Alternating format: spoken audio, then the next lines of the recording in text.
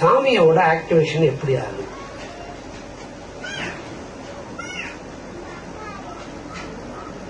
அப்படிங்கிறது உங்களுக்கு தெரிய ஆரம்பிச்சு. அப்ப நீங்க ஃபீல் பண்ணுவீங்க, இது இன்னும் கொஞ்சம் நம்ம முன்ன கத்துக்கிட்டு இருக்கோம்.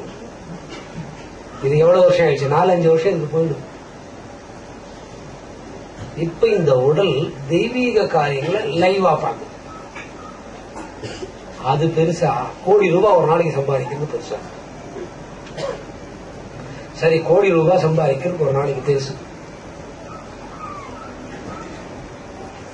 ஆனா கோடிக்கு மேல கிடைக்குது. கோடி கோடின்றமே அதுக்கு மேலேயும் செல்வம் வருது. இப்ப குபேரனுக்கு ஏன் அவ்வளவு செல்வம் வரணும்? தெய்வ சம்பந்தம் உள்ளவர் தானே.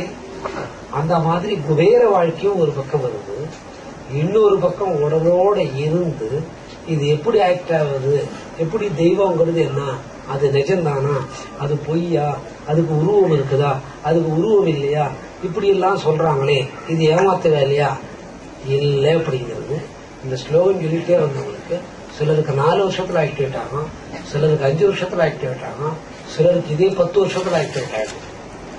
எவ்வளவுக்கு எவ்வளவு காலம் கடந்து ஆக்டிவேட் ஆகுதோ அவ்வளவுக்கு அவ்வளவு அந்த பாடி ஸ்ட்ரென்த்தை தாங்கும். எது? இப்போ 5000 மைல் ஒரு வேலை செய்யணும், 5000 மைல் கிராஸ் பண்ணி ஒரு வேலை செய்யணும். 6 நொடியில் அதை பண்ற மாதிரி ஆயிடும். இது 5000 மைல் பிளைட்ல போனா எவ்வளவு நேரம் ஆகும், ஜெட்ல போனா எவ்வளவு நேரம் ஆகும் அப்படிங்கறத நம்ம யோசனை பண்ணி பார்த்து 5000 கிலோமீட்டர் இருக்கிற ஒரு விஷயத்த 6 நொடியில பண்ற மாதிரி ஆயிடும். அப்ப ஒரு அதிசயமும் இல்லையோ? இதெல்லாம் தாங்கிறதுக்கு என்ன வேணும்? பாடி ஸ்ட்ரெங்தன் ஆகணும். அதனால இந்த பவர் எப்ப லேட்டா கிடைக்கணும், எவ்வளவுக்கு எவ்வளவு லேட்டா கிடைக்கணும். எனக்கு 8ல இருந்து ஒரு 12 வருஷம் கொடுக்கணும், 20 வயசுல கிடைச்சது. ஆனா 8 வயசுல இது கிடைச்சிருக்கிறது தெரிஞ்சு போச்சு. அப்ப விளையாட்டு பருவம், வருவேன், சாப்பாடு இல்லை, சாப்பாடு இல்லைன்னா அவ்வளவு பெரிய வருவையும் இல்லை. ஆற்காடு கிச்சடி சாப்பாடு தான், மத்தியானம் போடுவாங்க, சாயந்தரம் போடுவாங்க, நைட்டு போடுவாங்க, அவ்வளவுதான் தெரியும். இப்ப அப்படி கிடையாது, சொல்லி முடிக்க முன்னே வந்துருது. அப்ப அந்த பாடி ஸ்ட்ரென்த், ஏன் பாடி ஸ்ட்ரென்தன் ஆகணும்? அது லேட்டா பவர் கிடைக்கும். இப்போ அசோக் இந்த வேலை பண்ண உடனே எனக்கு நீ குருதட்சணை கொடுக்கணும்னு சிலர் கேட்பாங்க.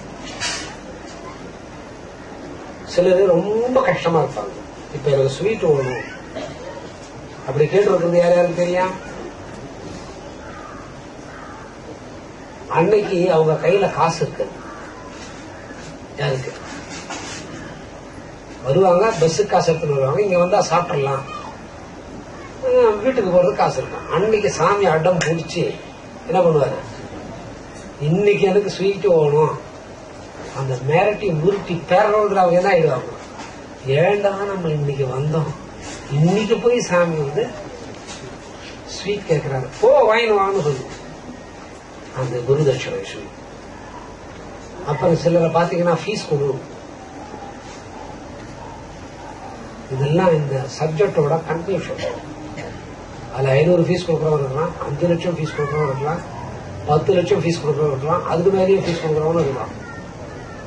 இந்த ஃபீஸ்ங்கிறது சாதாரண ஒரு பாலம், அது கொடுக்கறவங்களுக்கு பெருசா தெரியும், அது கன்ஃபியூஷன். அப்ப இந்த பாடி ஸ்ட்ராங் ஆகுது, லேட்டா வருது. இப்போ இந்த ஸ்லோகம் சொல்லிட்டே வருது. இது 10வது தலையகத்துல 19வது ஸ்லோகமா வருது. இதுக்கு அடுத்த ஸ்லோகம் எடுத்துட்டீங்கன்னா இதுக்கு அடுத்த சப்ஜெக்ட் விஸ்வரூப தரிசனம்.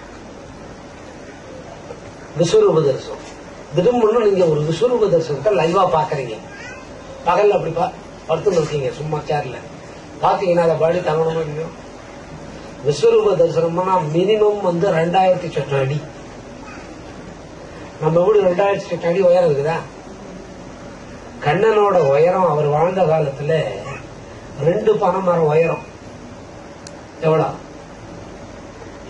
அப்ப அவங்களோட அரண்மனை எவ்வளவு உயரம் இருந்திருக்கும், அவர் கால் அளவு எவ்வளவு இருந்திருக்கும், இந்த கை அளவு எவ்வளவு இருந்திருக்கும், இந்த புஜத்தோட அளவு எவ்வளவு இருந்திருக்கும். இப்ப நம்ம இந்த மாதிரி இருந்து என்ன பண்ணுவான், என்ன பண்ணீங்களா? ஒண்ணு இல்லை, இங்க இருந்து நிற்பீங்க, மெயின் ரோட காலை கொண்டு வைப்பீங்க. அடுத்த காலை வைக்கிறதுக்குள்ள 4-5 வீடு தரமட்டம் ஆயிடும். அதுக்கப்புறம் பஸ் கை காட்டி பார்ப்பீங்க, கண்டக்டர் நிக்கல, டிரைவர் நிக்கலன்னா அப்படியே சுண்டு வரல எடுத்து அது மாதிரி 2 பனைமரம் உயரம். இந்த மாதிரி ஒரு காட்சிய 5 அடி மனுஷன் பார்த்தா என்ன ஆகும்? இது பரவாயில்ல, விஸ்வரூப தரிசனம் பார்த்துக்கலாம். ஆனா காளியே வருதுப்பா, நாக்க ஒரு 4 ரோடு அகலத்துக்கு நீட்டிக்குது, கையில எல்லாம் தண்டங்கண்டு எல்லாம் வச்சுக்கிட்டு பெரிய ஆளா வந்து, hi mister advocate Rao, what you want? பாக்குறதுக்கே பயமா இருக்குது. எவ்வளவு நீட்டு நாக்கு தோங்குது, மண்டை கூடெல்லாம் கையில் இருக்குது. Hi mister Rao, gram, what you want?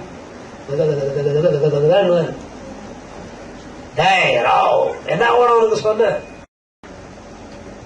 சும்மா நகத்துல உதட்டுல ஒரு தட்டு தட்டினா அப்படி இருப்பான். எவ்வளவு பெரிய வரல, எவ்வளவு பெரிய கைய, எவ்வளவு பெரிய கால். அந்த மாதிரிதான் போதனை வந்துதான். எந்த மாதிரி? அப்ப குழந்தை 2 அடி ஆகலாம், உயரம் தான் குழந்தை. அது எப்படி அவர் கண்ட்ரோல் பண்ணி இருப்பாரு? இந்த நேச்சர் பாடிக்கு வந்துடும். இந்த காட்சியை நீங்க லைவா பார்க்கணும். அப்ப லைவா ஒரு காட்சி பார்க்கணும்னா அதுக்கு 3D பிலிம் எல்லாம் பார்க்க வேண்டியதில்லை. நம்ம அதுவே 3D போட்டு நடிக்க வருது. வந்த உடனே இது லைவ். அப்புறம் இந்த பாடி என்ன ஆயிடுச்சு? இந்த மாதிரி ஒரு வினோதமான நிகழ்ச்சி எல்லாம் இந்த ஸ்லோகத்துல நடக்கும். இத கத்துக்க யார் யார் தயாரா இருக்கிறீங்க? கை தூக்குங்க. இதுக்கு நீங்க ஒண்ணுமே பண்ண வேண்டாம். இந்த ஸ்லோகத்தை படிச்சாவே போதும். எப்பா இந்த மாதிரி ஒன்னும் சொல்லல சாமி, நாங்க தப்பிச்சோம். இப்ப உங்களுக்கு என்னோட நிலைமை எப்படின்னு கேட்டீங்கன்னா, தினமும் மரணம், தினமும் புனர்ஜன்மம், நித்தியம். ஒரு நாள் 2 நாள் இல்ல, 50 வருஷ காலமா இதேதான். இது எங்கேயாவது போய் ஒரு இடத்துல லாக் ஆயிடுச்சுன்னா லெட்டர் வரும். அநேகமா லாக் ஆகாது. லாக் ஆகுதுன்னா ஒரு 2-3 வருஷத்துக்கு முன்னே தெரிஞ்சிடும். லாக் ஆகி ரிலீஸ் ஆகாதுன்னு தெரிஞ்சிடும். அதுக்கு என்ன மீனிங் கேட்டீங்கன்னா அதுதான் சமயம். இது ஒருத்தருக்கு 80ல நடக்கும், ஒருத்தருக்கு இது 120ல நடக்கும், ஒருத்தருக்கு இது 200ல நடக்கும். ஒருத்தர் பார்த்த உடனே காலியா. ஆனா அந்த வைப்ரேஷன் ஃபேமிலி ஃபுல்லா தெரியும். ஆனா அந்த மாதிரி யாரும் டக்குன்னு ஸ்தூலம் பழுதுபடாது. ஏன்னா அந்த ஸ்தூலம்ங்கிற உடல்ல இறைவனை தெரிஞ்சுக்கிறதுக்கு தயாராயிடுது. தயாராயிட்ட உடனே என்ன ஆயிடுது? இப்ப ஸ்தூலம் எனக்கு எடுத்தீங்கன்னா கொஞ்சம் பயந்து சுபாவம் ஸ்தூலம். இந்த ஸ்தூலத்தை விட்டு சூட்சமம் பிரிஞ்சுடுத்தோம்னா பல கோடி மைல், பல கோடி, 1-2 எல்லாம் கிடையாது. அப்படி கண்ணமுடி கண்ணை போட்டு மெசேஜ கன்வே பண்ணிட்டு யாருக்கு என்ன பண்ணணுமோ உடனே பண்ணிடும். இது 50 வருஷமா நடக்கும். இந்த ஸ்லோகம் சொல்லினா அந்த 16 கிரகங்கள் எப்படி பிரியுது, அது எப்படி லைவா சேருது, இது இறந்த பின்னால் எல்லாம் தெரிஞ்சுக்கலாம். லைவா அதை தெரிஞ்சுக்க முடியும். அடுத்தது இந்த மகாலட்சுமி ஸ்லோகம் எழுதுறதுக்கே பேஸ் எது? அந்ததே கதைஷாமி திவ்யா யாத்மீபதியா பிரதாந்தா குருசேஷ்டா நாஸ்தியத்து விஸ்தரஸ்யாமி. அதை எழுதணும்னா நம்ம எவ்வளவு பக்குவம் இருக்கணும், அந்த லைன் எப்ப எடுத்து கொடுப்பாங்க, அதை எப்ப எழுதணும். இப்ப எழுதுறவங்க கூட சில நேரத்தில் சங்கடப்படுத்துவாங்க. எல்லாம் எழுதுறீங்கல்ல, ஒரு 10 பேர் எழுதுறீங்கன்னா 10 பேர்ல 2 பேர் சங்கடப்படுத்துவாங்க. அதனால வேலை இல்லை. அவங்க ரொம்ப உண்மையா வேலை இருக்கிறதா நினைப்பாங்க. நான் சொல்றதை கேட்க மாட்டாங்க. 10 பேர்ல 2 பேர் அந்த சந்தர்ப்பம் எல்லாம் எடுத்துன்னு வரணும். எடுத்து 83 முடியறதுக்கு எந்த ஸ்லோகம் ஒரு அத்தியாவசியமான ஸ்லோகம். இந்த ஸ்லோகம் சொல்லும் போதே பணம் வந்துருக்குன்னு பொருள். இந்த ஸ்லோகம் சொல்லும் போது எல்லா ஆன்மீக தத்துவ விசாரம் கிடைச்சது இருக்கணும். இந்த ஸ்லோகம் சொன்னா ஒரு 50,000 1,00,000 வருஷம் ஒருத்தர் இருந்து கல்பமாகி ஜீவ சமாதியில் இருந்தா என்ன ரியாக்ட் ஆகுமோ அந்த ரியாக்ட் ஆகிறது இது. கடைசியில மகாசூன்யத்துக்குள்ள போய் மனம் இல்லை. அதை சுலபமா நீங்க பண்ணிக்கலாம், ரொம்ப சுலபம். என்னைக்கோ சாமி சொன்னதெல்லாம் இன்னைக்கு நடக்குதா இல்லையா? இல்ல கால்வாசி நடந்துருச்சா இல்லையா? நாளைக்கு ஆஞ்சநேயர் கொடி பறக்கலாம், யார் கண்டா? கொடி பறக்கும். அதனால இந்த வீட்டுல காலையில சாயந்தரம் சொல்லிட்டு யார் சொன்னாங்களோ அவங்களை அடிக்கடி பார்க்கணும். அடிக்கடி பார்க்க முற்பட்டால் இது அப்படியே சில குழந்தையிலேருந்து வர்றாங்க. இப்ப போன வாரம் பாருங்க, போற திருவோணத்துக்கு நான் அர்ஜென்டா வர்றதா இருந்தேன். எதுக்கும் வர முடியாத போயில ஏதோ எங்க ஃபேமிலியில ஒரு சுப நிகழ்ச்சி. அந்த இது கூட விட்டுட்டு நான் போயிடுவேன். அந்த மாதிரி எத்தனையோ முறை வந்திருக்கிறேன். கவியோட ஷூட்டிங் போயிருந்தாங்க இதுல திருமலை வையா ஒரு போயிருந்தேன். அதை விட முக்கியமான நிகழ்ச்சி என்னோட சொந்த ஊர்ல அந்த சொந்த தெய்வத்துக்கு கொடியாற்ற அன்னைக்கு. அது முதல் நிகழ்ச்சி எனக்கு தான். ஒரு 30 வருஷமா என்னை விட்டு போயிருந்தவ என் கார்லயே இருந்து வந்தாங்க. நானே டிரைவ் பண்ணிட்டு அந்த கங்கையில கொண்டு போய் அவங்களை நிக்க வச்சுட்டு 4 மந்திரத்தை சொல்லிட்டு அட்சதைய போட்டு வந்தேன்.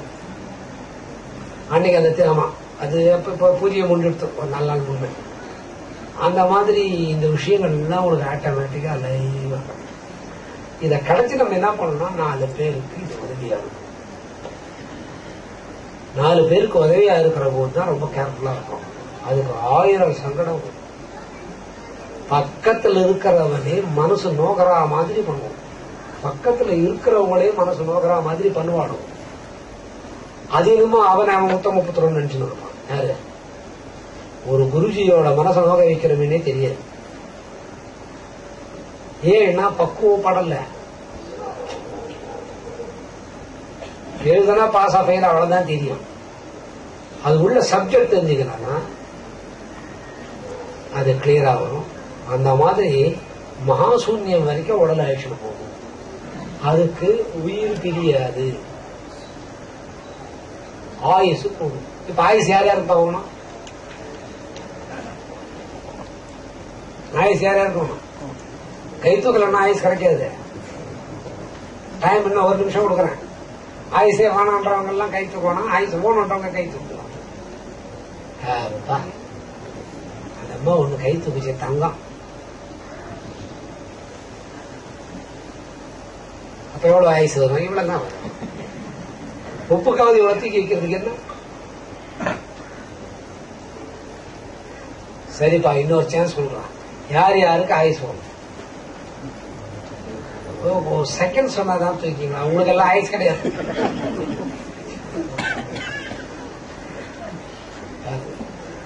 ஆயுஸ் கிடைக்கிறது இல்ல, அதனால பிரச்சனை வராது. இத சொல்லிக்கிட்டே வந்தீங்கன்னா ஆயுள் விருத்தி. இப்ப எனக்கு 58 வயசு ஆயிடுச்சு. நிறைய வேலை செய்யணும். லைவா பார்க்க ஆரம்பிச்சிட்டோம். இப்பதான் என் மேல எனக்கு கவனம் திரும்பி என்னன்னு இன்னும் நிறைய செய்யணும்.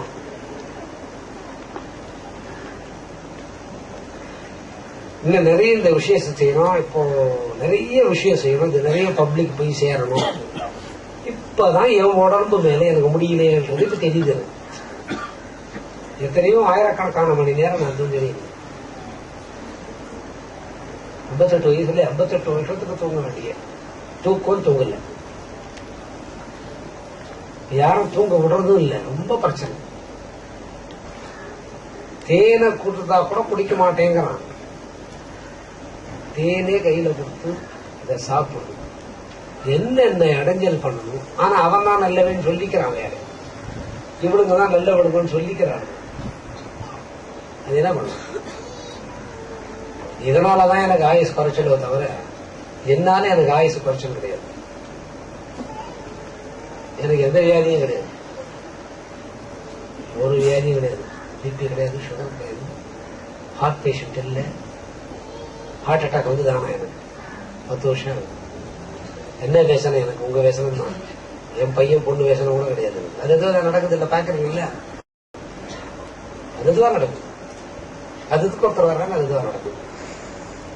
இந்த ஆயுள் நீடி இறைவரை காணும் நிலை மனம். அப்ப வீட்டு வேலை தன்னால நடந்துருமா? நடக்குமா? நடக்காது. எத்தனை பேரு எவ்வளவு கஷ்டப்பட்டு வந்தவங்க இன்னைக்கு எப்படி நல்லா இருக்கிறாங்க. அவங்களோட செயல்முறை எல்லாம் மாறி இருக்குது. இல்ல பயங்கர பிடிக்காது. அந்த மாதிரி யாராலையுமே பிடிக்க முடியாது. குட்டுட்டா திருப்பதிக்கு போகணும்னு நினைக்கிறவங்களாம் இருக்கும். உத்தம புருஷன் அதெல்லாம் இப்ப இன்னைக்கு எப்படி இருக்கிறாங்க? நல்லா இருக்கிறான்ல. செயின் ஸ்மோக்கர் அது என்னமோ வாயிலேயே வச்சுன்னு இருப்பாங்களா மேட்சிங்கமா? அதுங்கெல்லாம் இப்ப திரும்பி இருக்கிறாங்களா? அது ஒரு வாய்ப்பு கிடைச்சிருக்கு இல்லை அவங்களுக்கு. கேட்டது மாதிரி தானே சம்சாரத்தை ஊன்றவங்கலாம் அப்படியே அடங்கி வீட்டுல போய் கிடந்து குடும்பம் நல்லா இருந்தது இல்ல. அது பார்க்கறதுக்கு எவ்வளவு சந்தோஷமா இருக்கு, கேட்கறதுக்கு எவ்வளவு சந்தோஷமா. ஐயோ நம்ம குழந்தையே இல்லாதே இறந்து போடுவோம், நமக்கு ஒரு வாரிசே இல்லையேன்னு வந்தவங்க இன்னைக்கு வாரிசு இருக்கும் போது அது வளர்ச்சியை பார்க்கும் போது உயிர் ஆடுது. ஐயோ இன்னும் 4 மக்களுக்கு பண்றது முடியலே, அதுங்க கேட்க மாட்டேங்க. ஐயோ இந்த குழந்தை ராத்திரில நினைப்போம், 4 மணிக்கு நினைப்போம். நான் என் பொண்ணுக்கே சொர்க்கலோகத்துல கல்யாணம் பண்ண மாதிரி பண்ணேன். 4 மணிக்கு எழுதி எவன் பொண்ணை பத்தி நினைச்சுக்கேன். இந்த பொண்ணுக்கு நம்ம எங்கடா மாப்பிள்ள பாக்குறது, இப்படி வளர்ந்துட்டாலே அவன் மாதிரி யாருன்னு ஐயங்காரு. எனக்கு அதுக்கு சம்மந்தமே கிடையாது. அது நான் நினைக்க வேண்டியதே இல்லை. ஒரே நைட்டு 4 மணிக்கு எழுதுறாங்க, எப்படா நம்ம கல்யாணம் பண்ண போறோம், என்னடா பண்றது. இதுக்கடையில ஐயோ காயத்ரி வந்துடுறானே, நான் என்ன பண்ணுவேன், அவங்ககிட்ட இவ்வளவு பைசா கூட கிடையாது, இவ்வளோ கஷ்டப்படுறானே. இறைக்கிறவன் தர்மம்னா இறைக்கிறவன் ஒருவேளை சாப்பாட்டு கூட பகவான். அது 4 மணிக்கு நினைப்போம். நம்ம உடம்பு இன்னும் கொஞ்சம் நல்லா இருந்தா அவனுக்கு இன்னும் கொஞ்சம் நல்லா பண்ணலாமே. அவன் நல்லா இருந்தா 4 பேருக்கு ரொம்ப கொடுப்பாரு. அவன் ஐஸ்வர்யம் வந்தவங்களுக்கெல்லாம் புத்தி வருது. எத்தனை மணிக்கு அது வருது? 4 மணிக்கு வருது.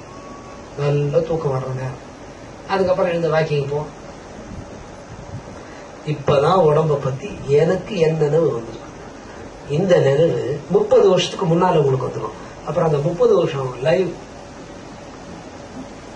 அப்புறம் நீங்க ஒரு விவேகானந்தரா எழுதணும். 26 எழுத்து படிச்ச விவேகானந்தர் ஒரு எழுத்து படிச்ச ராமகிருஷ்ணன் கிட்ட தோத்துட்டாரு. என்ன பார்க்க லட்சக்கணக்கான பேர் வந்திருக்கிறாங்க. லட்சமெல்லாம் தாண்டி போச்சு. எத்தனையோ பேர். 2 பேருக்கு தான் நான் தீட்சை கொடுத்திருக்கிறேன். மகா தீட்சைன்றது ஒருத்தர் இங்க இருக்கிறவங்க கொடுத்திருக்கிறேன். நேரடி தீட்சை என் பொண்ணுக்கு கொடுத்திருக்கிறேன். என்ன அப்படியே தத்துருவமா பார்த்த பொண்ணு இப்ப எங்க கிட்ட இல்லை, சித்தப்பா கிட்ட வளரும். அந்த அப்பாவோட உருவம் என்ன, அவர் யாரு, மனிதனமா தெய்வமானு பார்த்தது என் பொண்ணு.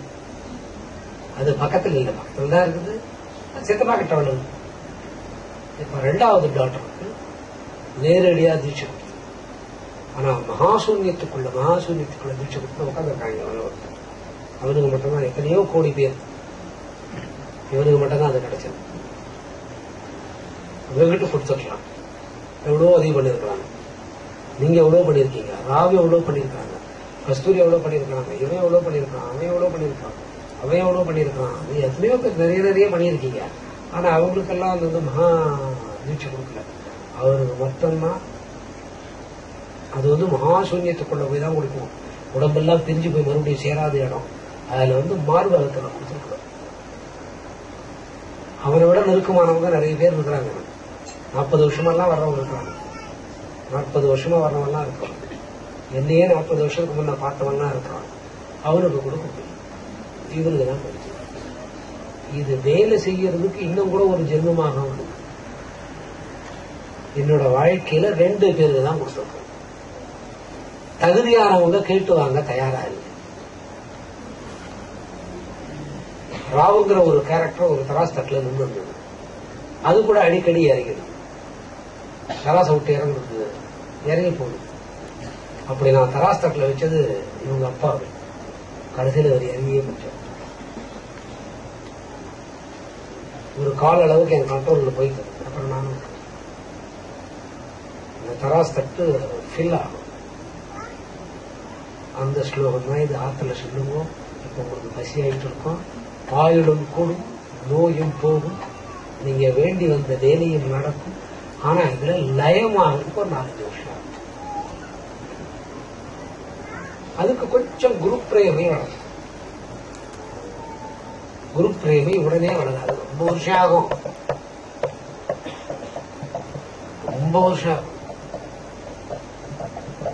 இப்ப நான் இல்லாத காலத்துல ரொம்ப பிரேம வளர்த்து நான் பார்க்கணும். நான் பார்ப்பேன், நீங்க பார்க்க முடியாது. நான் பார்ப்பேன், நீங்க என்ன பார்க்க முடியாது. ஆனா செஞ்சா நீங்க என்ன பார்க்கலாம். அதை இப்பவே அனுபவிச்சா ஒரு சந்தோஷமா தான் இருப்பாங்க. இப்பவே அதை அனுபவிச்சா சந்தோஷமா. இப்போ எங்க நீங்க ஒத்துவர மாட்டீங்க, பரவாயில்ல. அதனால இந்த சுலப சொல்றீங்க. अंतदे कदृश्यामि विद्या व्यापनी विद्या प्रकाशता गुरुश्रेष्ठा नास्तियंतो विस्तरस्यामे. இதை சொன்னீங்கன்னா எல்லா வேலைகளும் நடக்கும். குளிக்கணும்ன்ற அவசியம் இல்லை, எப்போ வேணாலும் சொல்லலாம், சாப்பிட்டுட்டு சொல்லலாம், எந்த வகையான ஃபுட்டும் சாப்பிடலாம். வெஜி அண்ட் நான் வெஜி, நோ டயட் கண்ட்ரோல், தூக்க கண்ட்ரோல் கிடையாது, தாம்பத்திய கண்ட்ரோல் இல்லை, தாம்பத்தியம் கூட இருக்கலாம், குளிக்காதிய கூட சொல்லலாம். அதெல்லாம் ஒன்றும் ஆகாது. முதல்ல கொஞ்ச நாளைக்கு குடிக்கல விழிக்கல, அந்த தீட்டு இந்த தீட்டுன்னு இருக்கும். இந்த அடுப்பு எரியுது, இந்த அடுப்பு வந்து ஒரு 20 வருஷம் இன்ன வரைக்கும் இந்த அடுப்பு இருக்குது. இந்த அடுப்பை ஒருத்தி ஏற்ற சொன்னேன். அன்னைக்கு முதல் நாள் அந்த பொண்ணு மாதிரி எழுது. இப்போ ஏத்துறீங்க, நான் ஒன்னாவது நீ ஏத்து. 20 வருஷமா அந்த அடுப்பு எரியுது. அந்த பொண்ணு இப்ப இங்க உட்காந்துருக்கா. இன்ன வரைக்கும் அடுப்பு இருக்குது. அப்ப ஆண்டவன் தீட்டுன்னு அந்த அடுப்பு எரிஞ்சிருக்குமா? இன்ன வரைக்கும் வகை வகையான ஜனங்க சாப்பிட்டு போகும். அதனால இதை செய்யுங்கோ, தீட்டு கீட்டுலாம் ஒன்றும் கிடையாது. அற்புதமான நிகழ்ச்சி. இந்த பொண்ணு லட்சுமி ஸ்லோகம் எழுதுன்னு பாருங்க, ஹிந்தியில டிரான்ஸ்லேட் பண்றாங்க. அதுல என்ன ஒரு கிரேட் நியூஸ் கேட்டா, லட்சுமிக்கே ஒரு என்னோட தயாரிப்புல ஒரு புடவை யாருக்கு, மகாலட்சுமிக்கே. அது பாம்பேயில் தான் தங்கம் வளர்த்தடையாளம். எங்க கோல்டுக்கு விலை நிர்ணயம் பண்றது யாரு? சரி, அன்னைக்கு மனசு அப்படியே துள்ளி குதிச்சு அப்படியே லேசாயிட்டு, இதாடியம்மா கட்டிக்கோ. யாரு கொடுத்துருக்குறான்? அந்த உடம்புக்கு கொடுக்கல, எந்த உடம்புக்கு கொடுத்துருக்கோம் அது கட்டிக்கிச்சு. அது எங்கேயோ பிறந்து எங்கேயோ வளர்ந்து யாரையோ கல்யாணம் பண்ணிட்டு இங்க வந்து தமிழ் பேச கத்துக்கிட்டு நான் ஹிந்தியில பண்றேன் சாமி, எழுத்தா பண்றான். அவளுக்கு தெரியும். உனக்கு தெரியுமா ஒரு 30 வருஷத்துக்கு முன்ன இதை பண்ண போறோம்னு? 20 வருஷத்துக்கு முன்ன தெரியவே தெரியாது. ஒரு வருஷம் வரைக்கும் நமக்கு தெரியாதுன்னு சொல்லுது. ரைட். இப்ப அவ ஹிந்தியில டிரான்ஸ்லேட் பண்றான். இதை ஒரு பண்ணாடு இருக்குது பாரு, யாரையும் வாழ விடாது, அதுவும் வாழாது. இது தெலுங்குல பண்ணுது.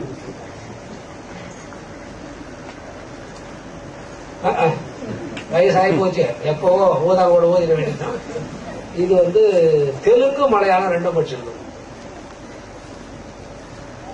அறிவுக்கும் அதுக்கும் சம்பந்தமே கிடையாது. அறிவை ஓணும்னு கொடுத்தா கூட வானான்றாங்க. இது தெலுங்கும் பண்ணுது, மலையாளமும் பண்ணுது. இந்த மாதிரி இவங்க எல்லாம் சர்வீஸ் பண்ணுவாங்க, நமக்கு தெரியுமா? ஆனா எனக்கு தெரியும், இன்னார் வரப்போறாங்கன்னு சொல்லி இருந்தேன்ல. 25 வருஷத்துக்கு முன்ன வந்துட்டாங்களா? இன்னும் பெரிய பெரிய ஆளு வர்றாங்க. நீதான் கேர்ஃபுல்லா இருக்கணும். Be careful. என்ன கொடுமைப்படுத்தாத பாத்துக்கோங்க. இன்னும் ரைட்டு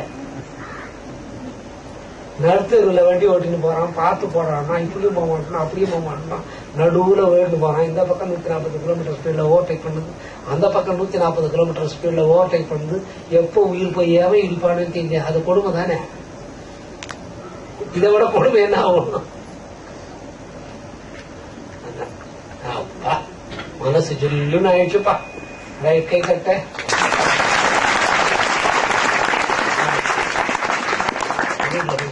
காசா பணமா? நாய கூட குரு ஆயிடுச்சுன்னு சொல்லுங்க.